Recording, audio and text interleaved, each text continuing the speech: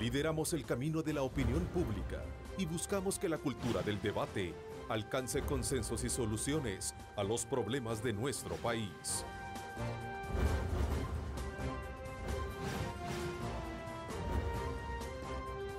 Diálogo con Ernesto López.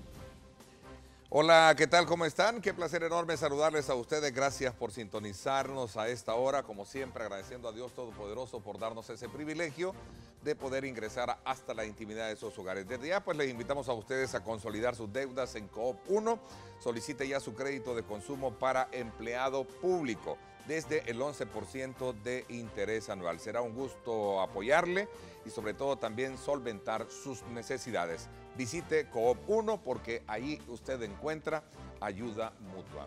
Queremos agradecerles a ustedes también desde ya que están pendientes de nuestra señal.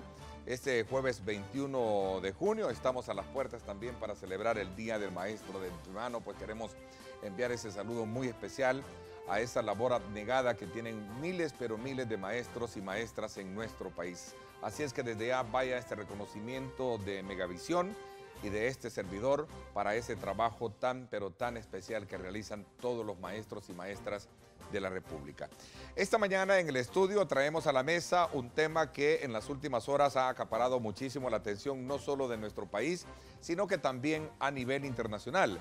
Y se trata de cómo el factor migratorio y especialmente a la niñez está impactando de manera muy negativa. Sabemos que a raíz de toda la situación migratoria, al llegar a los Estados Unidos, los niños están siendo separados de sus padres. Una situación que ha venido a calar no solo desde el punto de vista de la decisión que organizaciones pro derechos humanos vienen de alguna manera señalando, criticando directamente, sino que también ya de reacciones de organismos internacionales y especialmente de la política interna que llevó al mismo presidente Trump el día de ayer a retirar precisamente ese tipo de medidas. Hoy, para hablar de este tema, nos acompañan acá en nuestros estudios la viceministra para salvadoreños en el exterior, la licenciada Liduvina Magarín, a quien quiero darle la más cordial bienvenida. Gracias por acompañarnos, viceministra. Gracias a ti, muchas gracias al canal.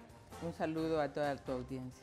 Bueno, saludo cordialmente también y le doy la más cordial bienvenida a la comisionada presidencial para los derechos humanos, María Silvia Guillén. Gracias por acompañarnos, Silvia. Gracias, Ernesto. Buenos días, señora ministra, y un saludo a toda la audiencia. Bueno, el presidente de los Estados Unidos, Donald Trump, firmó el día de ayer una orden para detener la polémica medida de separación de familias en la frontera ante la creciente presión nacional e internacional, incluso hasta el mismo Papa, otras organizaciones también internacionales, incluso congresistas, senadores, que estaban prestos a revertir desde la parte política este tipo de decisiones, llevaron a cabo a poner en renombre lo que sería una serie de violaciones y principios a la persona y especialmente a la niñez. Esto desde luego trae consigo una serie de reacciones a nivel nacional e internacional que son parte de lo que vamos a abordar acá en nuestros estudios. A propósito, el gobierno también salvadoreño ya había expresado su total rechazo a la decisión de separar a los niños migrantes de sus padres al ingresar a los Estados Unidos. Esta medida que obviamente ha llevado consigo muchas, pero muchas reacciones. Si eres muy, pero muy débil a un nivel patético, el país será invadido por millones de personas, y si eres fuerte, entonces no tienes corazón. Es un difícil dilema. Quizás prefiero ser fuerte. La medida de separar a los padres inmigrantes de sus hijos forma parte de la campaña Tolerancia Cero, impulsada precisamente por el gobierno de Trump este año. Estos son parte de los temas que así se manejan alrededor de esta situación que por lo menos ya se revirtió, pero ahora viene otra figura, que es la que quiero hablar con ustedes. Ok, ya no se van a separar a los niños, pero ahora los niños pasan a una condición de ir a la cárcel con los papás. Esa es la situación que se presenta. A ver, ¿cuál es la lectura que ustedes tienen alrededor de este problema que obviamente ha venido a despertar esta serie de reacciones? Viceministra. Bueno, sí, definitivamente estamos complacidos por la decisión tomada el día de ayer por el presidente Trump, fruto de las reacciones multiplicadas que se dieron tanto de senadores, de asambleístas, de gobernadores de los Estados Unidos, a quienes les agradecemos, y también, por supuesto, a las organizaciones, a las iglesias, al Papa, a todo el mundo que se expresó en rechazo a esta medida violatoria de los derechos humanos de los niños y las niñas particularmente. Esta medida esperamos también que se nos haga llegar el mecanismo de cumplimiento. Yo solo tengo de referencia lo que ocurrió en el año 2014, en donde se tenían en detención las unidades familiares. O sea, no es nuevo que ahora regresemos a esa medida en donde las mamás pueden estar con sus hijos o los papás pueden estar con sus hijos en un centro de detención. Justamente Estados Unidos creó lugares que tienen habilitados espacios lúdicos para niños, que yo pude ver en Carnes, en Village. Abrieron uno en Nuevo México, en Artesia, que creo ese lo cerraron, pero todavía hay algunos abiertos. En realidad los niños, hemos dicho, siempre son inimputables, no son ellos los que toman la decisión de emigrar, no son ellos los que deben pasar por un proceso migratorio ante un juez, son los adultos, y que la suerte que siga la decisión del adulto es la que sigue la de los niños. Se debe respetar el principio de la unidad familiar y luego ya veremos cómo atendemos esa realidad de las madres o los padres o los familiares que llevan niños en los centros de detención. Nuestra red consular ha estado permanentemente atendiendo, particularmente en McAllen hay un centro de procesamiento que se llama Úrsula, donde son esas imágenes que estoy viendo en pantalla que ustedes están pasando, donde definitivamente no hay condiciones adecuadas.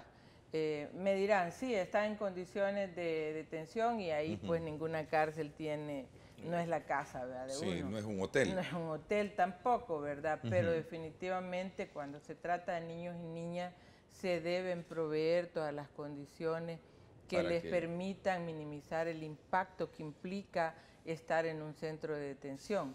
Así que esperamos que el gobierno de los Estados Unidos también, al tener esta medida, al haber adoptado esta medida, también reunifique a los que ya están separados. Porque ha pasado un tiempo en donde ya se separaron, en el caso nuestro, a por lo menos 93 niños y niñas, de los cuales la inmensa mayoría son de 0 a 12 años de edad, y urge que se reunifiquen con su familia. Esperamos que la medida también alcance a los niños que ya están separados de su familia. A ver, Silvia, este problema no es nuevo, ¿no? Lo hablábamos extra cámara, no es nuevo. Hay una historia atrás que muestra que la dimensión del problema hoy en día rebasó una discusión, un debate, hasta llegar a lo que tenemos hoy en día. El presidente se retracta, emite pero insisto, si lo vemos en términos humanos, lo que ha pasado hoy es que los niños dejan de ser separados, pero se van a la cárcel con los padres, ¿no? Sí, correcto. Yo creo que lo que ha pasado en este momento es que el problema adquirió dimensiones visibles tan graves que trajo consigo todo ese clamor internacional, porque prácticamente ha sido el mundo entero el que se ha pronunciado en contra de esta medida. Ha sido muy fuerte en este momento ver, por ejemplo, los niños, por lo menos lo que vimos en la televisión, ¿verdad? Ver a los niños en una jaula. Entonces, uno realmente se ubica como madre, fundamentalmente, como ciudadana, como funcionaria, pero también nos vamos a revisar toda una historia en la cual, como usted dice, Ernesto, este hecho no es nuevo. Ha ocurrido, y aquí la señora viceministra lo sabrá mejor, han ocurrido acontecimientos en los cuales a las madres y a los padres los deportan y los niños los dejan en hogares sustitutos, y ha habido momentos en los cuales para un padre se viene para El Salvador sin conocer con quién se quedan sus hijos. Y luego hay que seguir todo un procedimiento difícil, complejo, angustioso para los padres para poder revisar dónde están sus hijos y cómo hacer para recuperar a sus hijos. El acontecimiento que vimos en los últimos días realmente ha sido tremendamente golpeante, y lo digo desde la óptica jurídica, desde la óptica del derecho de los derechos humanos. Porque realmente aquí traer a cuenta, bueno, yo siempre escuché a lo largo de toda mi vida que el prototipo de la democracia en el mundo era los Estados Unidos, ¿verdad? Entonces, me golpea muchísimo el conocer cómo poco a poco la seguridad jurídica se deteriora. Por ejemplo, en este momento que bueno que ya se dio esa orden y que ya no van a estar separadas las niñas, los niños de sus padres, pero sí van a seguir en prisión.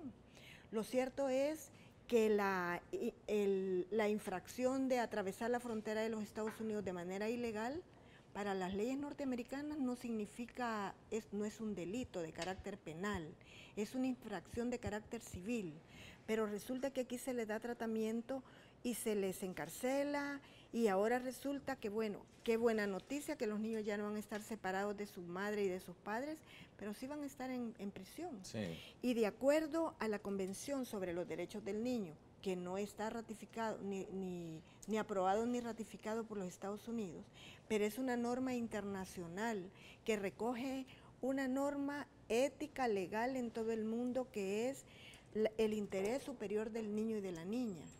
Entonces, en estas circunstancias, la Convención sobre los Derechos del Niño dice claramente que separar a un niño de su madre y de su padre tiene que ser por una razón sumamente excepcional, pero igualmente encarcelar a un niño y una niña debe ser por una razón absolutamente excepcional. Y aquí resulta que por una decisión administrativa se toman medidas como esta, que tiene un impacto muy fuerte en la vida emocional, psicológica y mental de las niñas y los niños. Hablar de los niños. A ver, viceministra, explíqueme cómo es que los niños en su trayecto junto a sus padres o un coyote terminan en la cárcel. Es decir, ellos los captura la migración, ¿sí? Las autoridades, inmediatamente el niño lo separan y los padres pasan a los procesos de deportación, pero los niños quedan, entiendo. Sí. O también bajo ese mismo esquema de estar disponibles para la deportación. Es importante que conozcamos ese. ¿Cuál es el procedimiento que se genera ahí? Bueno, en principio quiero mencionar que este plan Tolerancia Cero no es nuevo. Este se ha venido aplicando desde hace ya varios años. Lo que ha pasado en este periodo de mayo a la fecha es que hay una disposición ejecutiva de separar a los niños y a las niñas de sus padres o de sus familiares con quienes van. Esa es una decisión ya deliberada, una línea de trabajo del actual presidente dada a sus autoridades. ¿Y eso qué implica? Pues implica que en el momento de la detención separan al adulto del niño o de la niña, el adulto va a un centro de detención de ICE y el niño o la niña va a un centro de procesamiento o a un albergue. Hay dos procesos, el proceso del adulto y el proceso del niño. El proceso migratorio del adulto no resuelve la situación del niño, entonces son dos procesos paralelos y ahí viene que los padres tienen generalmente una orden de deportación y el niño todavía está en proceso y uno se pregunta, ¿en qué proceso está el niño? O sea, ¿qué ha pedido ese niño? ¿Por qué lo están llevando a un juez? ¿Cómo es eso que no tiene representación legal de un adulto? Sí. Él se representa solo. En Estados Unidos los niños no tienen representación legal. Para mí eso es gravísimo. O sea, es una pena que el gobierno de Estados Unidos no proteja. Ok, se separa el niño y el niño queda a la deriva. O sea, a la deriva. Él es como un adulto. Él está a la orden de un juez también. Es tratado como un adulto por las leyes de Estados Unidos. Él va solito ante un juez. Mientras el padre seguramente ya está aquí. El padre o la madre, o no está en detención, uno de ellos, y el otro seguramente o está aquí o está en Estados Unidos, y ellos no tienen poder de decisión sobre qué pasa con ese niño. Lo deciden las autoridades de Estados Unidos. Y justamente el día de ayer, así como noticia reciente, tuvimos el primer caso de un señor que vino deportado y que no trae a su niño. No trae a su hijo, sí. Su niño quedó allá, de 7 años. Por eso le preguntaba, ¿cuál es entonces, quién responde por el niño allá?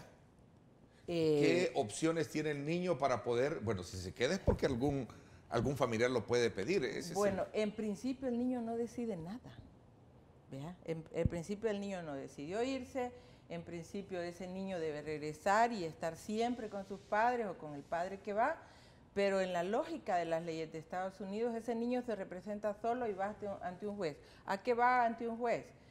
Pues va a que le dé la salida voluntaria, o va a que lo reunifique, o a cualquier otra petición que bien un familiar u otra autoridad está pidiendo en favor del niño, porque resulta que en el proceso del niño, el padre o la madre que lo lleva puede ser acusado de trata, puede ser acusado de abusos deshonestos, puede ser acusado de cualquier otra forma de maltrato a ese niño, y ese es causal para darlo en adopción a otra persona ya.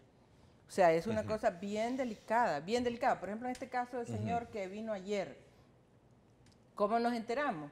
Bueno, él llega al aeropuerto y la Dirección General de Migración y Extranjería y todas las instituciones que estamos ahí, nos damos cuenta que el señor trae un problema porque el señor viene llorando, viene nervioso, viene chocado de no saber qué pasó con su niño y él ya está en el país. Yo hablé con él anoche y él me dice, mire, a mí me dijeron que no podía traerme el niño porque el niño está siguiendo un proceso y tiene que ir a un juez. Y yo, santo Dios, ¿y cómo es que este niño va a ir al juez si tiene 7 añitos? ¿Qué va a decidir el niño? ¿Qué es lo que están haciendo? Pues no media una solicitud de la madre porque la madre está aquí en el país. Entonces, cuando hay una reunificación familiar, hay una... Entonces, estamos viendo, este es un caso, es un primer caso, ¿verdad?, que también nos va a dar muchas lecciones de cómo podemos continuar dándole tratamiento. Ya hemos hecho casos de esta naturaleza, lo hemos trabajado con la Embajada Americana, anoche mismo yo me comuniqué con la Embajada Americana y ya estamos para hoy hablar con el señor afectado y empezar este proceso de repatriación del niño, porque eso es lo que quieren los padres. Pero es inconcebible, el punto es que es inconcebible que en Estados Unidos primero los niños no tengan representación legal y se representen solos. Eso yo no lo podía creer sinceramente, yo también soy abogada y de repente, pues, ¿y cómo es que el niño va y se representa solo ante un juez y pide o la reunificación familiar o la salida voluntaria o cualquier otra cosa? Es imposible para nosotros desde nuestra perspectiva del derecho y desde la perspectiva del sentido común, vea, de mamá, de seres humanos y todo. Pero eso es lo que está pasando, eso es lo que pasa. Y tenemos este caso ahora aquí que estamos comenzando ya a tratar con la Embajada Americana. Entonces, esos dos procesos, por eso nosotros en el comunicado como gobierno decimos que los padres tienen derecho a estar informados sobre el destino de los hijos y estar hablando con ellos, tienen derecho a hablar con ellos todos los días. Y hemos pedido que el proceso que resuelva el caso del adulto que llevaba al niño, padre, madre o un familiar, también resuelva el caso del niño y que el niño pueda ser repatriado junto con el padre o la madre o el familiar con quien ingresó a la frontera de Estados Unidos. O sea, se está siguiendo un proceso paralelo, separado, representándose él solito, es una flagrante violación a los derechos del niño, de la niña, se viola todo interés superior de los menores y por tanto esa es una de las cosas que nosotros le hemos pedido a nuestros equipos consulares, particularmente los fronterizos, que no le den documento de viaje a ningún connacional que nos exprese haber entrado con un menor, hasta no verificar cuál es la decisión que han tomado los padres respecto del niño.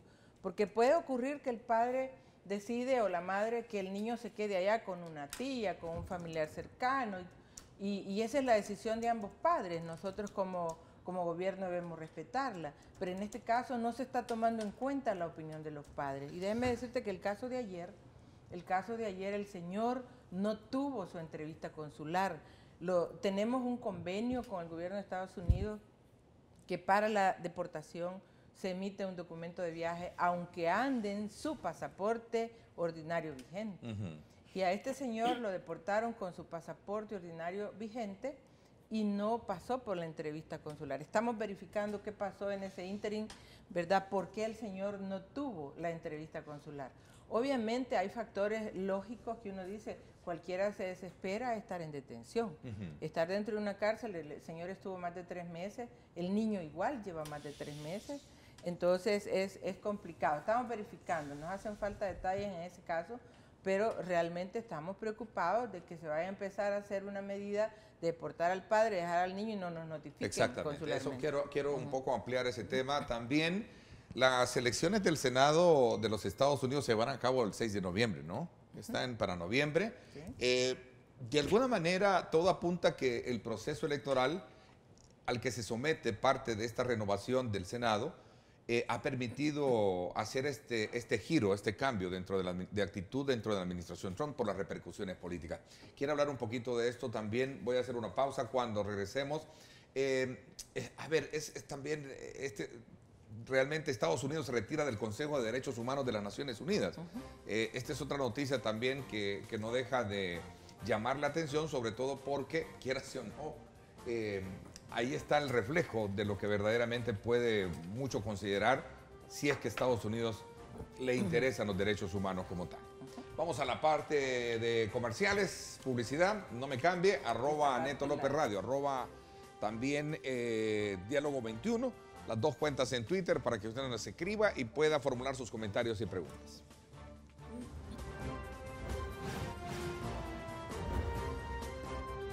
Diálogo con Ernesto López. Estás viendo Diálogo con Ernesto López. Diálogo con Ernesto López. Bueno, gracias nuevamente por estar con nosotros. Continuamos en nuestra primera parte del programa conversando con la viceministra para salvadoreños en el exterior, Liduvina Magarín, y la comisionada presidencial para los derechos humanos, María Silvia Guillén.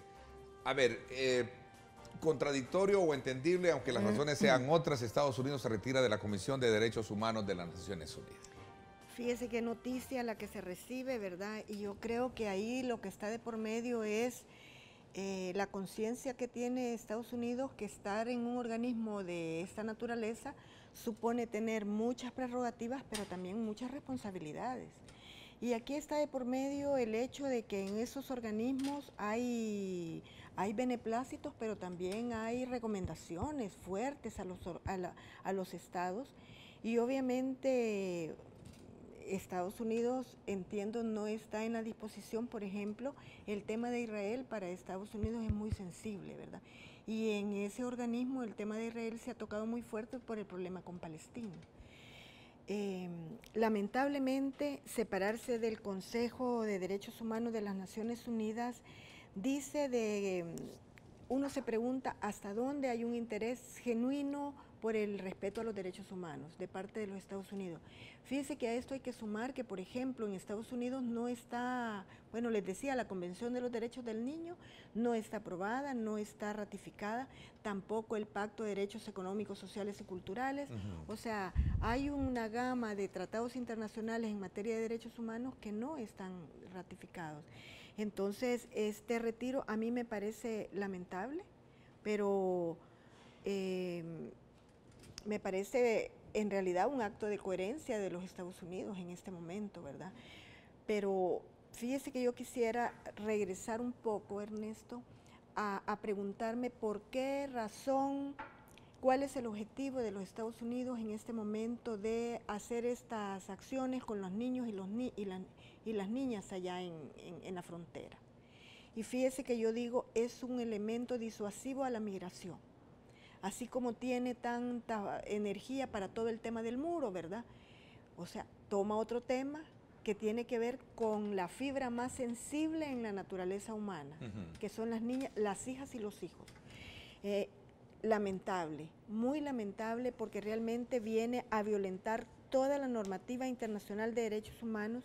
Y fíjese que ya el relator especial sobre la tortura y otros tratos o penas crueles, inhumanos o degradantes, ha afirmado que en el contexto de la detención administrativa por motivos de inmigración, la privación de libertad de niños a causa de la situación de migración de los padres nunca respeta el interés superior del niño. Y esto el relator especial lo considera que puede ser constitutivo de trato cruel, inhumano o degradante de niños migrantes. Esto es muy grave para un Estado. El que se venga a determinar para un país que se está cometiendo una realidad como esta, puede traer impactos muy graves para el orden jurídico de un país, en el orden de los derechos humanos, del derecho de los derechos humanos.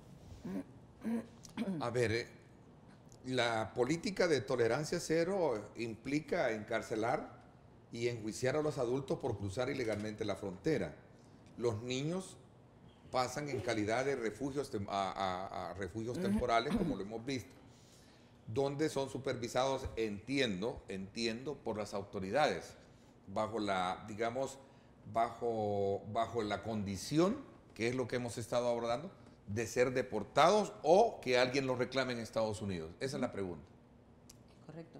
Que alguien lo reclame, y si nadie lo reclama y encuentran que hay argumentos, que hay situaciones que impidan, según criterio de las autoridades de Estados Unidos, que el niño pueda seguir o la niña con sus padres, también hacen procesos de adopción. Así se llama en nuestro concepto. Ellos lo pueden dar a una familia sustituta allá en Estados Unidos. Ya hemos vivido casos de eso. Yo solo quería decir con respecto a esto del Consejo de Derechos Humanos, que nosotros como gobierno somos totalmente respetuosos de las decisiones que toma el gobierno de Estados Unidos. Esa es una decisión política de ellos, ¿verdad? Y obviamente pues la respetamos.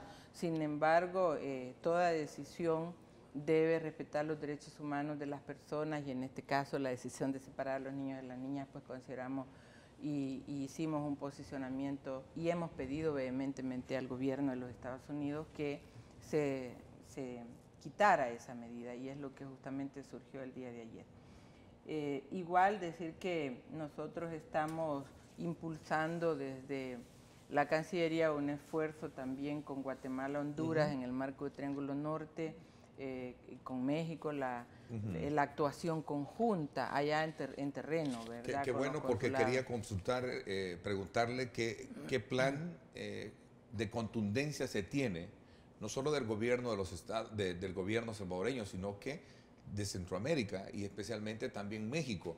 Ayer veía, en palabras del Procurador de Derechos Humanos en México, decía, nosotros acá en México tenemos una doble moral, decía, también, porque nosotros igualmente tratamos a aquellos migrantes que vienen de Centroamérica en términos y condiciones. Hoy estamos reclamándole a Estados Unidos, pero no estamos viendo lo que nosotros hacemos con los que viajan del sur.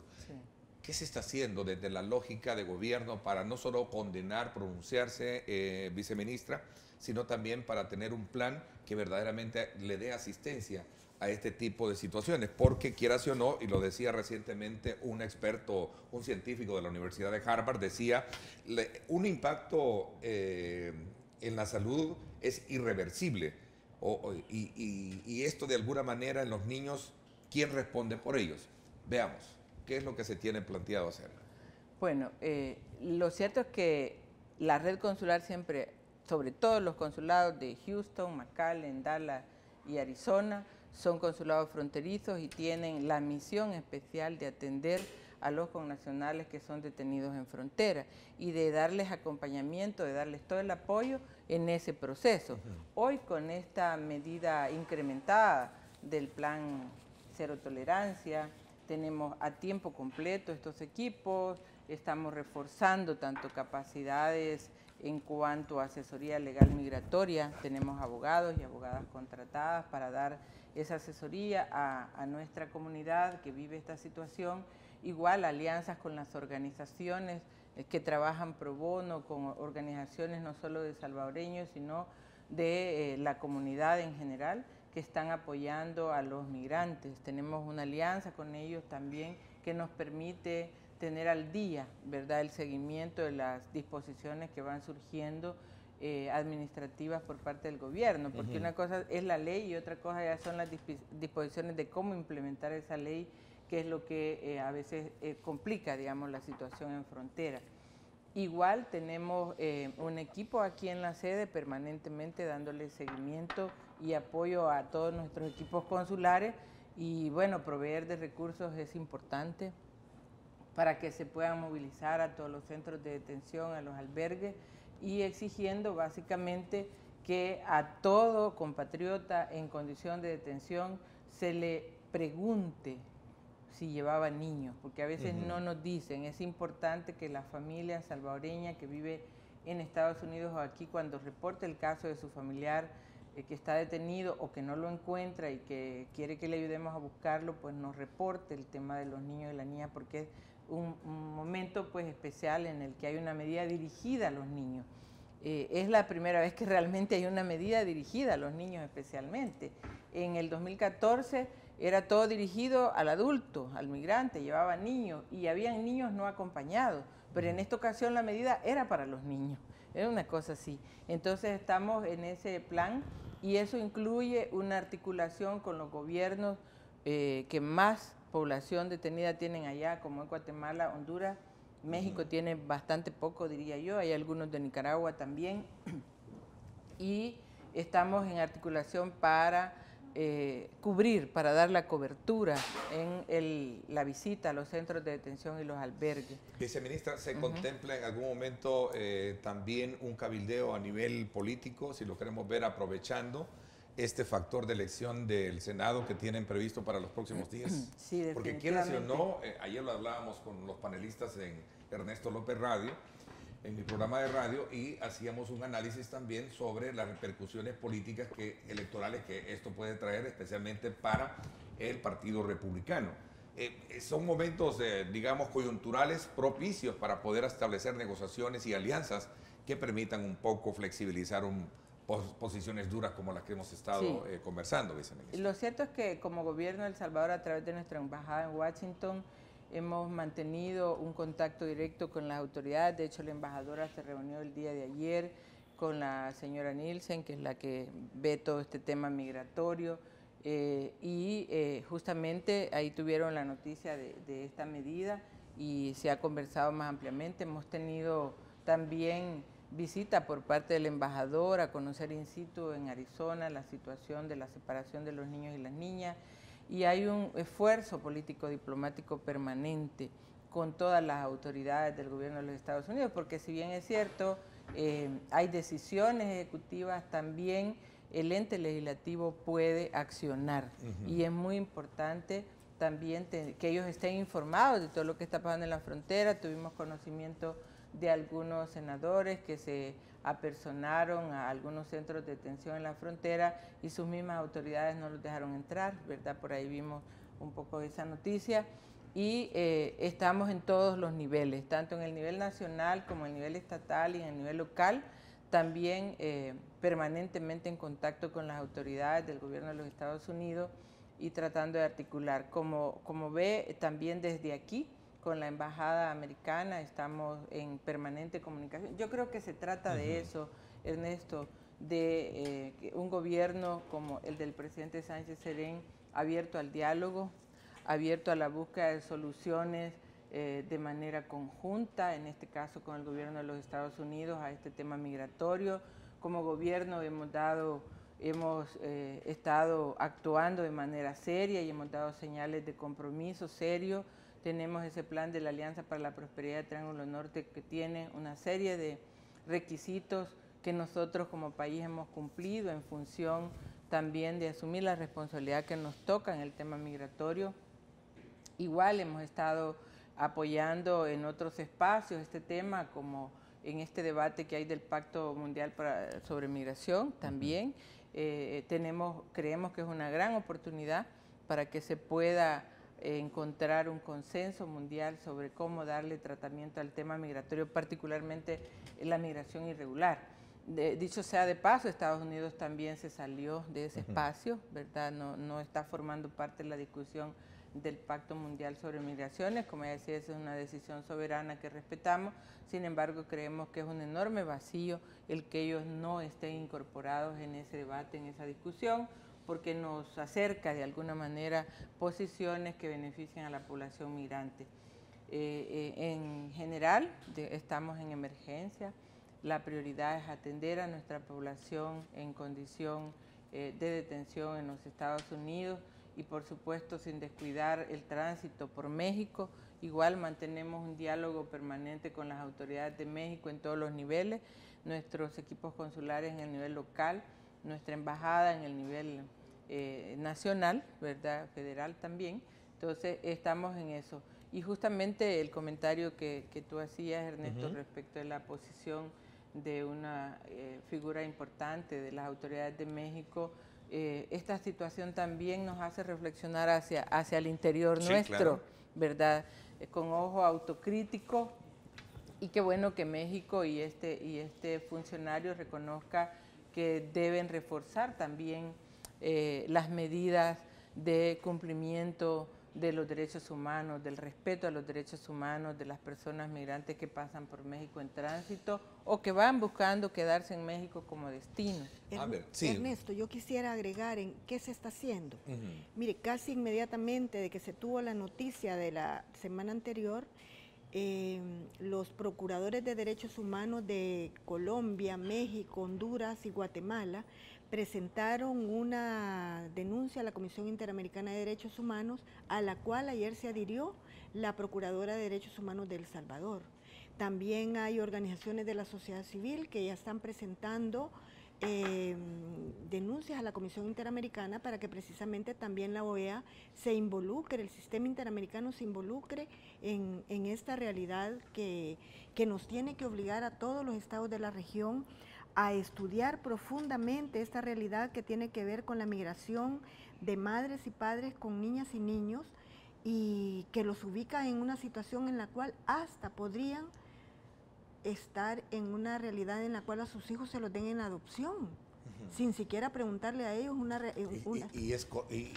¿Cómo lograr establecer ese acuerdo jurídico? No entiendo, ¿no? En la dimensión, no entienden la dimensión de cómo puede suceder. No, es que fíjese que uno se remite a la legislación propia de mi país, ¿verdad? Y uno sabe que eso no lo podría hacer, no se podría hacer de acuerdo a nuestras normas. Sí. Lo que pasa es que tengo la percepción que hay decisiones administrativas en los Estados Unidos que de repente se están sobreponiendo a marcos legislativos que son normas que dicen cuáles son las reglas del juego. Pero imagínese una madre y un padre de familia desde aquí en El Salvador sin tener conocimiento de cuáles son las normas que le están aplicando a sus hijos allá. Es una cuestión compleja que debe de obligar a los estados en toda la región a profundizar en el estudio legislativo de toda la normativa que impacta esta realidad. A ver, y este tiene también un componente social en nuestro país. Yo quisiera de alguna manera comprender mejor en qué consiste o qué se está haciendo, porque tenemos Alianza para la Prosperidad que busca, entre otras cosas, optimizar, desarrollar zonas que de alguna manera también promueven ciertas condiciones para que la población migre. ¿Cómo está trabajándose y cómo se está hilvanando en una evaluación general el tema de Alianza para la Prosperidad y especialmente para evitar la migración de salvadoreños? Porque usted decía un factor bien importante, viceministra, esto tiene que ver mucho con la decisión de los padres de llevarse a sus hijos. Sí. Claro, nadie quiere dejar a sus hijos abandonados y al final dejarlos vulnerables a una situación de inseguridad como es la que se está viviendo en el país. Sí, bueno, el tema de la decisión de migrar, pues todos sabemos y es reconocido que migrar también es un derecho. Es un derecho. Y esa es una decisión bien personal, bien del grupo familiar, ¿verdad? Y si se llevan o no a sus hijos, respetamos esa decisión, sabemos que por una parte la migración es connatural al ser humano y siempre ha ocurrido y seguramente seguirá ocurriendo. Lo que debemos procurar y seguir trabajando desde los gobiernos es la búsqueda de generar espacios, de generar oportunidades, de atender a nuestra población, de hacer prevención de la migración y atender, digamos, a las familias. En El Salvador es un poco complicado porque tenemos más de 3 millones de salvadoreños afuera y un poco más de 6 millones adentro. Entonces, todo lo que estamos aquí en el territorio salvadoreño tenemos más de algún familiar fuera del territorio. Claro. Y el que está afuera siempre nos está incitando de alguna manera a que nos reunamos y generalmente no se quiere venir a El Salvador, sino que quieren que el que esté en El Salvador se vaya para allá. Esa es también una realidad, o sea, la reunificación familiar para nosotros los salvadoreños y las salvadoreñas casi que es una cosa natural. Tenemos una relación consanguínea con Estados Unidos, claro, porque tenemos la tercera parte de la población allá. Así que esa es una cosa que hay que considerar Yo sé que hay una gran cantidad de nuestra gente que no se quiere ir y le toca irse. Y los niños son los más afectados porque ellos no deciden si se van o no, ellos van en paquete con la familia. Y bueno, el tema de las condiciones de la gente al llegar allá también, aunque no sean detenidos por las autoridades, son complicadas, ¿verdad? Pero prefieren hacerlo. Y nosotros justamente, como saben, hemos estado trabajando en el tema de la prevención de la violencia, en atender los casos de violencia. Tenemos un enorme esfuerzo con el Plan El Salvador Seguro, ¿verdad? Todas las instituciones relacionadas con el tema han estado atendiéndolo. Hemos avanzado muchísimo también en indicadores relacionados con el tema de la seguridad. Sin embargo, pues reconocemos que hay zonas que siguen siendo abatidas con el tema de las pandillas, en el cual... que hay mucho camino que recorrer. Y que hay mucho trabajo por hacer y bueno, entendemos esa situación de nuestra familia. Quiero un poco finalizar ya esta conversación con ustedes. ¿Puede esta situación generada, esta actitud reversible o flexible que ha mostrado el presidente Trump para elevar a una categoría más congruente y de beneficio lo que sería una política migratoria en los Estados Unidos? ¿Cree que va a ser un momento oportuno saber esto que ha hecho? Bueno, porque el tema siempre pasa a ser relegado, ¿no? Sí, Estados Unidos tiene un periodo, digamos, electoral este año, como usted lo mencionaba hace un momento, en noviembre. Están concentrados en eso. Obviamente todas las acciones relacionadas que se vayan a tomar en el tema migratorio particularmente, pues tienen que tener en cuenta ese componente seguramente.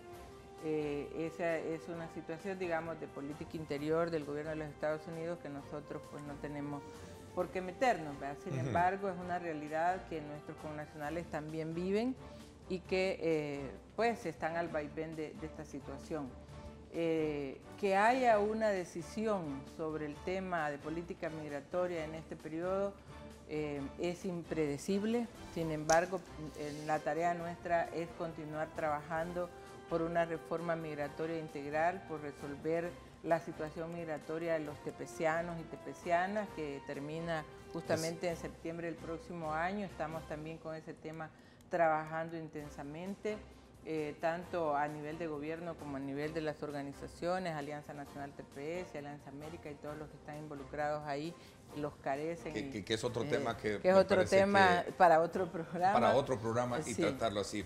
Decía Mike Pompeo, el secretario de Estado de los Estados Unidos, no dudamos de que su creación fue con buena fe. Habla precisamente del Consejo de Derechos Humanos de las Naciones Unidas, pero tenemos que ser honestos, el Consejo de Derechos Humanos de Naciones Unidas es un pobre defensor de los derechos humanos. Fíjate qué cosa, ¿verdad?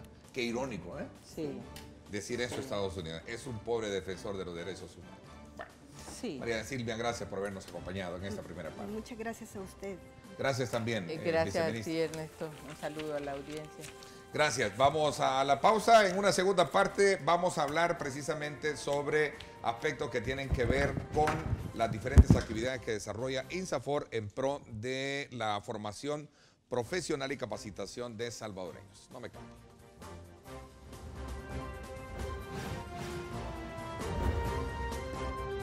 Diálogo con Ernesto López. Estás viendo Diálogo con Ernesto López. Diálogo con Ernesto López. Gracias nuevamente por estar con nosotros. En esta segunda parte quiero darle la más cordial bienvenida al licenciado Ricardo Montenegro, presidente del Instituto Salvadoreño de Formación Profesional INSAFOR. Gracias por acompañarnos. Bienvenido. Gracias, es un gusto para mí estar con usted, Ernesto, nuevamente. Gracias, de verdad es importante conocer en este momento coyuntural de hablar de que cómo se examina el tema de los repatriados, de muchos salvadoreños que no logran cumplir con ese sueño de llegar a los Estados Unidos y tienen que regresar y buscar nuevas alternativas de vida. ¿Qué papel en este caso, y en el marco ya vamos a hablar de los 25 años de formación, de creación por decreto legislativo, INSAFOR tiene para esta población? Bueno, nosotros Desde hace 2 años estamos trabajando en 2 programas dedicados a la gente retornada. Hay mucha gente que viene de regreso que han estado 5, 10, 15, 20 años en los Estados Unidos y han estado trabajando allá. Y allá han adquirido experiencia, nuevas habilidades, nuevas aptitudes. Y nosotros lo que estamos haciendo con ellos es certificando esas aptitudes y habilidades que tienen. Empezamos a trabajar en un proyecto con Swiss Contact, con el tema de la construcción, porque hay una gran cantidad de salvadoreños que trabajan en el sector de la construcción en Estados Unidos. Y en el año 2016 empezamos a hacer un piloto con Swiss Contact, la Casalco, ahí también intervino Relaciones Exteriores. Preparamos a 8 certificadores. Una vez que preparamos a los certificadores, agarramos un grupo de 30 retornados y los certificamos en la construcción de divisiones y paredes de tabla y yeso y en el manejo de cerámica, tanto para piso como paredes de los baños. Fue muy exitoso el programa, fue un programa piloto. De estos 30, la gran mayoría de ellos consiguió trabajo en las empresas miembros de Casalco, que es la gremial de la construcción, pero hubieron 4 o 5 que decidieron hacer autoemprendimientos y ellos ofrecer sus servicios a diferentes personas en temas de construcción. Lo más satisfactorio es ver primero cómo les mejora la autoestima a esta gente cuando ya tienen un certificado que les permite llegar a cualquier empresa del sector de la construcción y que certifica los conocimientos que ellos tienen. Y también es sumamente interesante ver la respuesta de los empleadores, porque mucha de esta gente, como yo mencionaba antes, tiene conocimientos y prácticas que aquí no conocemos. O sea, ya vienen prácticamente actualizados y especializados. Lo que necesitan en el país es solamente la certificación. Que les abre las puertas para ellos poder llegar. ¿Qué pasó con este plan piloto? Bueno, este plan piloto, en vista del éxito, lo hemos convertido ahora en un programa regular. Swiss Contact logró conseguir un financiamiento adicional y tenemos para los próximos 2 años certificar a 450 retornados. Y hemos ampliado también, no solo en el sector construcción, porque también hay muchos salvadoreños que trabajan en el sector de restaurantes como camareros, meseros, bartenders, cocineros. Entonces estamos también trabajando con el sector turismo y pensamos en estos próximos año y medio certificar a 450 salvadoreños retornados. Licenciado, la culminación, ¿cómo ustedes examinan la culminación del TPS y el retorno de salvadoreños que de alguna manera pues también pueden crear un mundo diferente al que a lo mejor tenían en Estados Unidos? ¿ISAFOR proyecta algún plan específico en concordancia con otros actores, como usted lo decía, en el caso muy en particular con Swiss Contact, Casalco, Relaciones Exteriores? Nosotros tenemos ahorita una muy buena relación con una institución que se llama USCRI. Esta es una ONG norteamericana y ellos se preocupan mucho por los jóvenes retornados.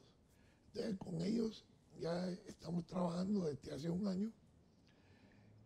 Ellos nos proporcionan, ellos tienen como un inventario, digamos, de jóvenes retornados.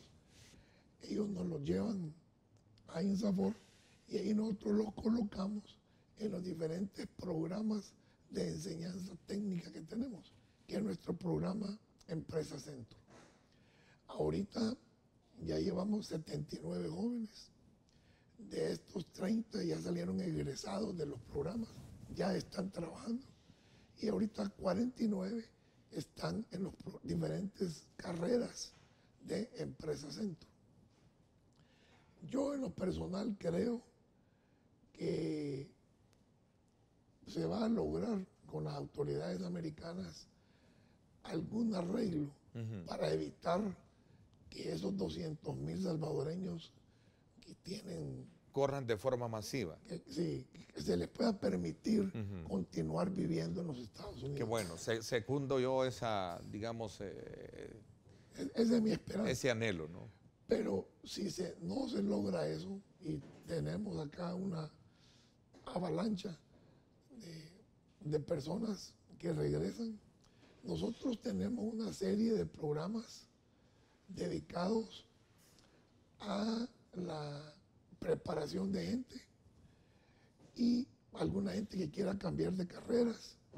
Y también estamos apostándole mucho a los programas de certificación, porque esto es mucho más rápido. A alguien que ya tiene los conocimientos, nosotros los certificamos, le damos un diploma, un certificado, y esto a él le abre las puertas para llegar a cualquier empresa del país a decir, mire, yo puedo lavar platos, o puedo hacer pasteles, ¿verdad? O puedo arreglar camas. ¿Y cómo sé yo? Mira, aquí tengo mi certificado de INSAFORP que dice que ellos ya me han examinado y han aprobado que yo tengo estas habilidades y estas aptitudes. Es importante, en los casos que hemos tenido con los de la construcción, que el estigma que hay de que la gente que regresa son delincuentes es totalmente erróneo. La gran mayoría de esta gente son gente muy trabajadora, gente muy honrada, gente muy formal. Y hay gente que después de estar 10, 15, 20 años en los Estados Unidos, ellos allá ya tenían una carrera. Entonces son gente responsable también. Entonces es una ventaja para las empresas adquirir esta gente, porque es gente que son responsables, son gente puntual, que está acostumbrada a trabajar de la manera de los americanos, ¿verdad? Gente puntual, gente responsable, gente que da más de sí. Ya los salvadoreños de por sí somos, que damos un poco más. Esta gente da más de sí. Entonces yo hago un llamado al sector empresarial, a mis compañeros empresarios, de que les abramos las puertas, que no tengamos el temor y que no estignemos a estas personas, ¿verdad? Porque la gran mayoría de ellos son de verdad gente muy responsable y muy buenas personas. Hay ejemplos de cómo empresas incorporan a jóvenes que han estado incluso también en grupos delincuenciales, pero que han entrado a una fase de reconversión. Tenemos el caso de nuestro buen amigo Rodrigo Bolaños y la empresa Lee, que tienen un proyecto muy interesante. ¿Cuántos de estas, digamos, empresas podrían replicarse para poder ir generando un cambio social en el país? Yo creo que es importante concentrarnos en hacer un análisis sobre ese tema y regresamos también para conocer puntualmente cómo INSAFORP ha logrado introducirse en esa área a lo largo de estos 25 años. Vamos a la pausa, gracias por estar con nosotros, son las 7:31. Gracias a usted por estarse reportando a través de nuestras cuentas, @diálogo21, @Neto López Radio en Twitter. Gracias por escribirnos.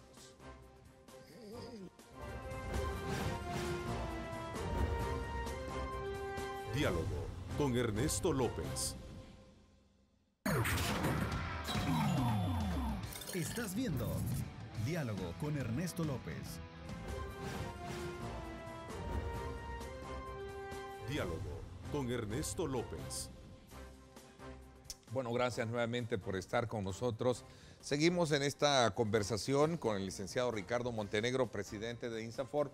Licenciado, a ver, Poníamos de ejemplo que en el país deberían de generarse condiciones favorables a nivel del sector privado, a nivel de aquellos otros actores que también forman parte del quehacer productivo del país, para abrir las puertas a este tipo de segmentos de población y otros que, quieras o no, representan el gran desafío del país. Poníamos un ejemplo, el caso de la empresa LIC de nuestro buen amigo Rodrigo Bolaños, donde incorpora precisamente a grupos de personas que han estado en otras etapas de su vida vulnerables y ahora pues bajo otra visión ya de contratación laboral. ¿Qué papel juega INSAFORP y cómo se ve en ese esquema de análisis social que el país requiere? Bueno, nosotros tenemos programas dedicados para los jóvenes que viven en situaciones de vulnerabilidad y conflicto. Tenemos un programa que iniciamos como un programa piloto en el 2016, 2015-2016, con una organización americana que se llama Catholic Relief Services. Copiamos un programa de los Estados Unidos, conseguimos los permisos naturalmente, lo pusimos acá, hicimos un piloto, como mencionaba, con muy buenos resultados, y a partir del 2017 ya es un programa permanente nuestro. Este programa trabaja con jóvenes entre 16 y 25 años y les da la oportunidad de adquirir habilidades y conocimientos en algunas carreras técnicas. Es un programa que dura 8 meses. Al final de los 8 meses, el joven decide si va a trabajar a una empresa, si hace un autoemprendimiento o si regresa a terminar sus estudios de bachillerato. En estos momentos nosotros tenemos en el programa ya 1.500 jóvenes, lo tenemos en diferentes partes del país. Y los autoemprendimientos, Catholic Relief Services consiguió un dinero del BIDFOMIN. Con ese dinero se les da a los jóvenes que quieren hacer los autoemprendimientos un capital semilla y durante los primeros 6 meses se les da un seguimiento para ayudarles a orientarlos para que ellos puedan tener un mayor éxito de sus emprendimientos. Ese es un caso.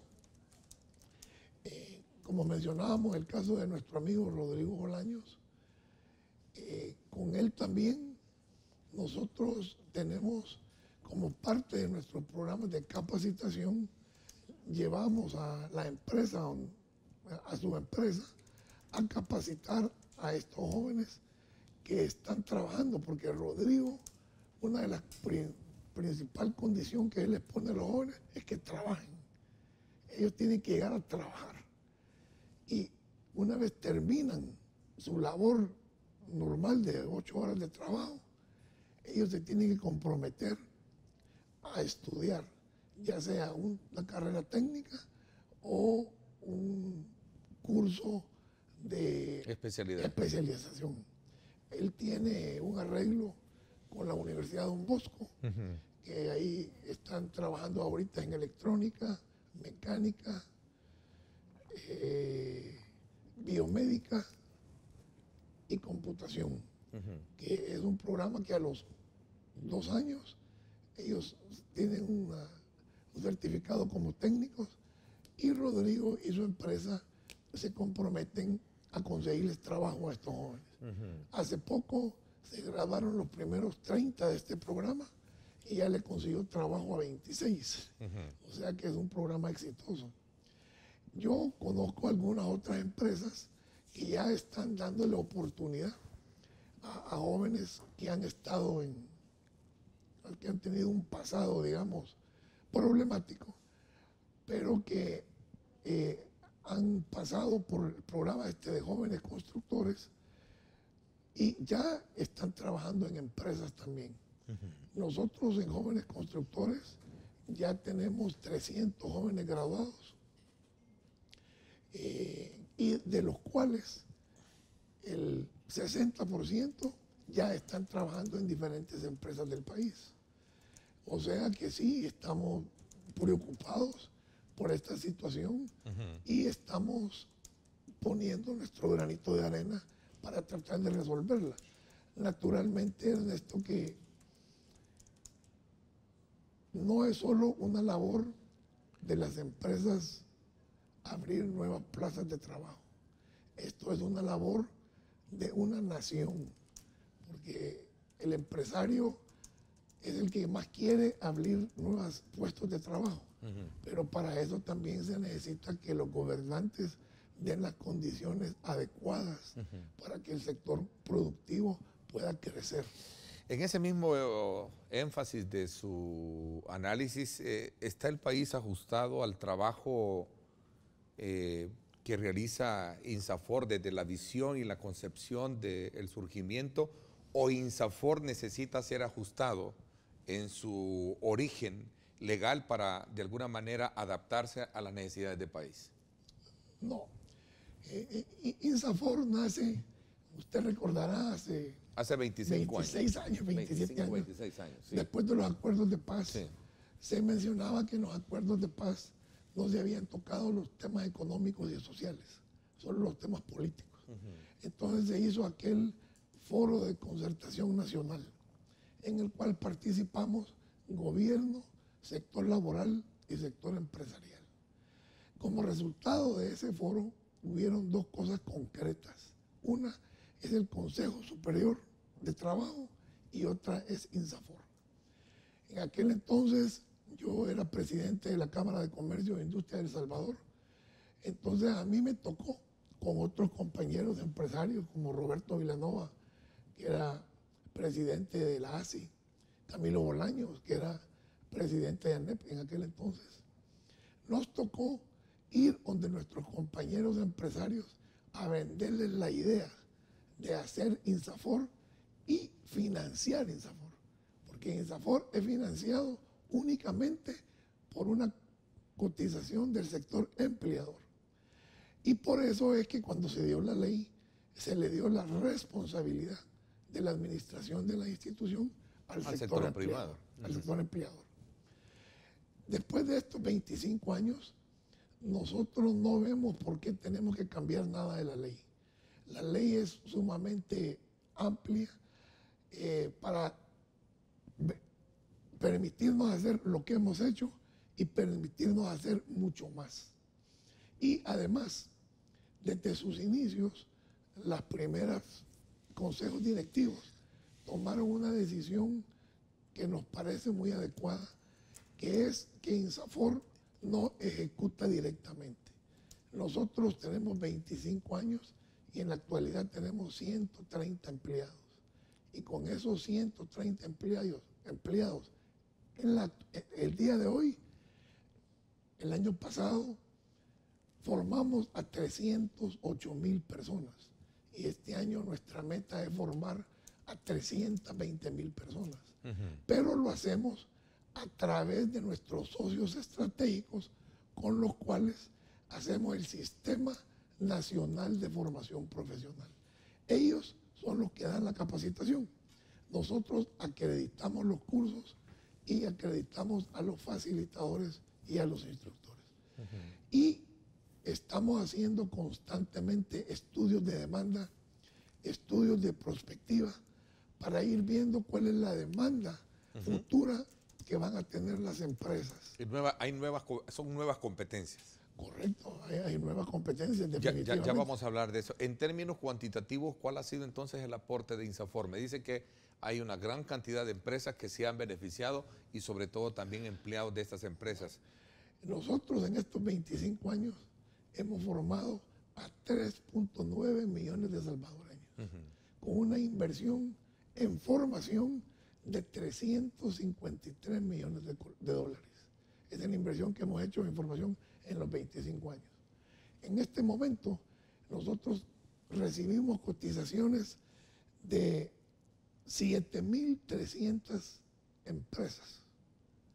Y el año pasado tuvimos demanda de formación de 6,800 empresas. O sea que ya la ventaja, el beneficio que tiene la formación, todo el empresariado salvadoreño está consciente de eso y nos exige nuestros servicios para formar a su personal. A ver, voy a hacer una pausa. Cuando regresemos, ¿cuáles son esas nuevas competencias? En términos reales, yo insisto, ¿qué es lo que demanda y cuáles son aquellos factores que influyen en que el país necesita una mano de obra especializada? Por ejemplo, la economía en el país, licenciado Montenegro, ha venido teniendo, digamos, un lento crecimiento. Esto tiene que ver muchísimo también con toda esa actividad que ustedes realizan, ¿no? Sobre todo cuando vemos la capacidad que puede tener la motriz, la dinámica de la economía con una mano de obra especializada. Quiero hablar de esto, nuevos enfoques, los nuevos proyectos, 25, 26 años después de formado INSAFOR, ¿dónde se ve 25 años después? Nuevas competencias. Vamos a la pausa, son las 7:45 minutos. Gracias a usted por estar con nosotros.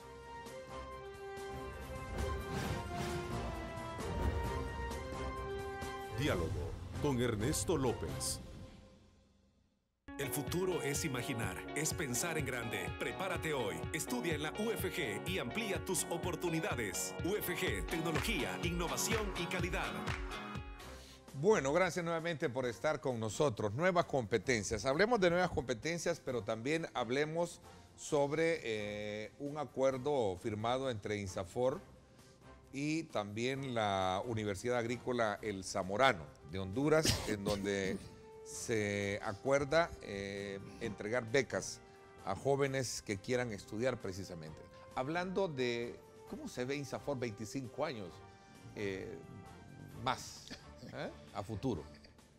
Nosotros creemos que hemos hecho bastante, pero queda mucho por hacer y tenemos grandes retos para poder acompañar al sector productivo en el futuro. Usted me preguntaba que cuáles eran las demandas del sector productivo. Yo le hablaba que nosotros hacemos estudios de prospectiva, estamos en contacto con las empresas, con el gobierno para ver hacia dónde se quieren orientar los sectores. Estamos trabajando principalmente con los sectores de bebidas y alimentos, textiles, plástico, la industria del plástico, entiendo. Química farmacéutica, turismo, construcción, aeronáutica, producción de software. Pero lo que más las empresas nos solicitan ahorita es el reforzamiento de las áreas técnicas de producción, manejo y mantenimiento de máquinas digitales, especialmente las máquinas robotizadas, la mecatrónica, la electrónica, la automatización de procesos de inteligencia comercial, logística y ventas. Eso es lo que más nos exigen las empresas. Estamos ya, perdón, dentro de la industria 4.0, que eso es ya la utilización de todas estas metodologías tecnológicas para poder hacerte más eficiente y mejorar tus empresas. También las empresas nos solicitan que no solo necesitamos las competencias duras, sino que las competencias blandas, que cada día son más importantes. La inteligencia emocional, la autoestima, manejo de personal, relaciones interpersonales, manejo de conflictos, ética empresarial, gestión de cambio, emprendedurismo. Yo acabo de estar hace 15 días en una reunión en San Sebastián, España, de una reunión mundial de formación profesional. Y allá nos decían, todo lo pueden hacer las computadoras, menos la parte emocional. La parte emocional nunca la van a poder hacer las computadoras. Y la parte emocional son las competencias blandas. Aquí cuando hablamos de emprendedurismo, creemos que emprendedurismo es ir a hacer una empresa. Emprendedurismo no solo es eso, es ir a hacer una empresa, pero cualquier persona en su trabajo puede ser emprendedor. Y mira en su trabajo qué cosas nuevas puede hacer. Emprendedor, crear. Emprender, crear. En su mismo trabajo. Lidiar. Ajá. En su mismo desafiar. Desafiar. O sea, hay muchos componentes alrededor de esa palabra. Y todas estas, como le digo, son competencias blandas que cada vez adquieren mayor importancia. Ahí se mencionaba, por ejemplo, que el país que tiene más robots, que es Alemania, es el país que tiene más empleo. Entonces lo que tenemos que hacer es que los robots no es que van a desplazar a la gente, nos van a poner a los humanos a hacer otras cosas. Los robots van a hacer sus cosas y las personas vamos a hacer otras cosas, pero no nos van a desplazar. Ese es un mito. Entonces nosotros estamos trabajando con nuestros programas. Estamos haciendo programas nuevos. Por ejemplo, tenemos nuestros programas de educación dual. Ahorita tenemos una carrera nueva que la sacamos el año pasado, que es de energía y eficiencia energética y energías renovables. Y ya tenemos 2 grupos de muchachos, de 30 muchachos cada uno. Unos están en el ITCA y otros están en el ASI.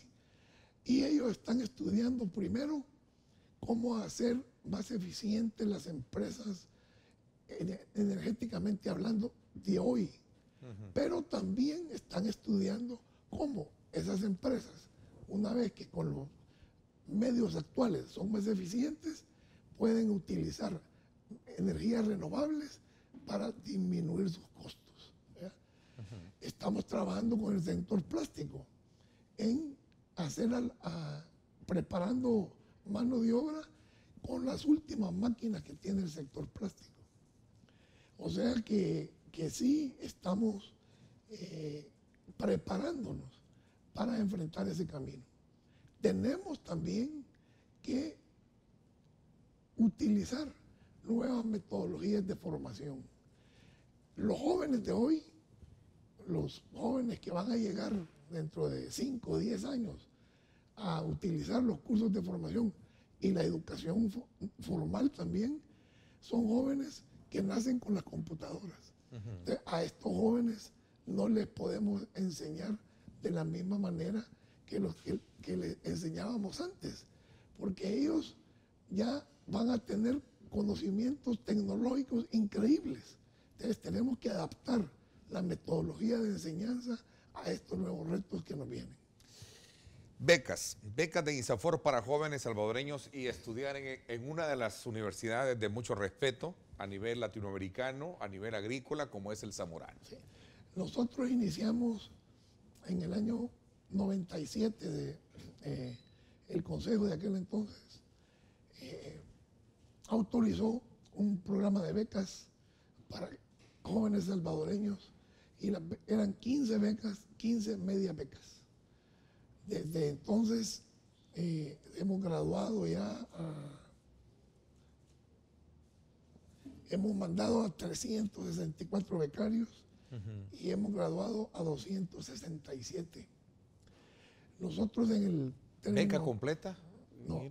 Empezamos con 15 medias becas. Media beca. En la actualidad, a partir del 2008 creo que fue, o el 2005, se cambió y ahora se dan 5 becas completas y 20 medias becas. Y nosotros hemos hecho un convenio con las autoridades de Zamorano, ya que INSAFORP beca a los salvadoreños durante 3 años. Y el Zamorano se compromete a conseguir ellos financiamientos o becas para completar el 4º año. Y de esa manera permitir que estos jóvenes terminen con un grado de ingenieros. Ellos tienen 4 carreras. Tienen agronomía, agronegocios, agroalimentos y medio ambiente, desarrollo ambiental. Es increíble el cambio que estos muchachos tienen una vez que llegan a la escuela del Zamorano. El Zamorano es una escuela, como usted mencionaba, Ernesto, de mucho prestigio. Y ese prestigio se lo han ganado por la metodología que ellos tienen de enseñanza. Ellos tienen una metodología de aprender haciendo. Los jóvenes viven en el Zamorano, están internos en el Zamorano, todos viven en los dormitorios que el Zamorano da, todos utilizan el mismo uniforme, todos comen en la misma cafetería. Hay jóvenes de toda América Latina. Ahora nosotros fuimos todos los años, el Consejo Directivo hace una visita para ver cómo están desarrollándose nuestros becarios. Y este año fuimos en mayo, nos encontramos que además de América Latina, había un tipo de Taiwán, había un tipo de Italia, habían 2 americanos estudiando ahí. Y les abre las puertas en todo el mundo a estos jóvenes. De los jóvenes graduados, el 95% ha regresado al país y está trabajando en el país. Nosotros les tratamos de enforzar a los jóvenes que están en el Zamorano, que ellos se han ganado esta oportunidad, pero que tienen que retornar a El Salvador y pagarle a El Salvador de alguna manera este regalo que ellos han obtenido. Y como le digo, el 95% ha retornado. Algunos de ellos se van a sacar maestrías porque como parte del programa en el último año ellos van y hacen pasantías en universidades, en empresas, y van a los Estados Unidos, a Sudamérica, a Europa. ¿Cualquier salvadoreño estudiante puede aplicar o tiene que tener un requisito? Cualquier salvadoreño que sea bachiller, para aquí no hay que ser bachiller, puede aplicar. Nosotros tenemos entre 250 y 300 jóvenes que participan del proceso. Y se evalúan, ¿no? Y se pasan evalúan, un filtro. Y ahí escogemos, dependiendo de las notas, de un examen, una entrevista que se les hace y un examen que se les hace. Hemos tenido el honor y el gusto de este examen se les hace a todos los que quieren ir al Zamorano. Y hemos tenido el honor y gusto en 2 ocasiones de que jóvenes salvadoreños obtengan la nota máxima del examen. Ok, el tiempo se me fue. Licenciado Montenegro, quiero agradecerle que me haya acompañado en esta segunda parte del programa y nos permitiera conocer cuáles son los alcances que tiene el trabajo de formación profesional que realiza INSAFOR y particularmente con jóvenes que de alguna manera están dentro de esa población de repatriados y sobre todo también en esta coyuntura de papel migrante que juega instituciones de apoyo para esta población. Gracias por haberme acompañado. Gracias, Ernesto. Es un gusto para mí estar acá.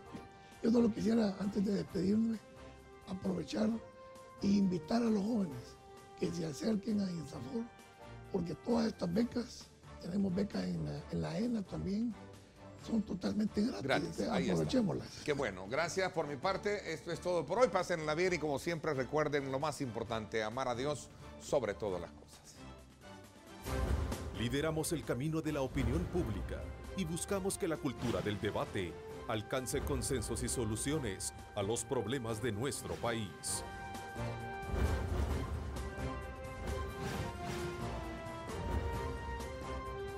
Diálogo con Ernesto López.